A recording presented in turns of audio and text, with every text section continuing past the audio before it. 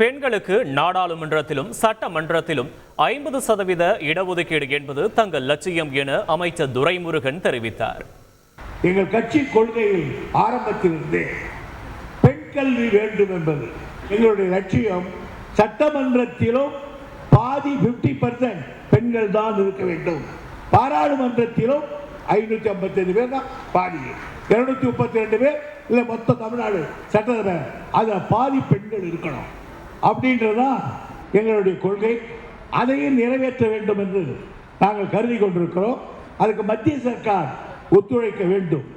எனவே பெண்களுடைய முன்னேற்றம் தான் நாட்டினுடைய முன்னேற்றம். இனிமேல் கொஞ்சம் பேருக்கு இந்த 1000 ரூபாய் சரியான புள்ளிவரம் கொடுக்காததால் நின்று போச்சு. கொஞ்சம் பேருக்கு தான், அந்த கொஞ்சம் பேர் கணக்கெடுத்துக்கிட்டு இருக்கோம். தாய்மார்களுக்கும் 1000 ரூபாய் நிச்சயமாக உறுதியாக வந்து சேரும். செய்திகளை உடனுக்குடன் தெரிந்து கொள்ள உடனே சப்ஸ்கிரைப் பண்ணுங்க.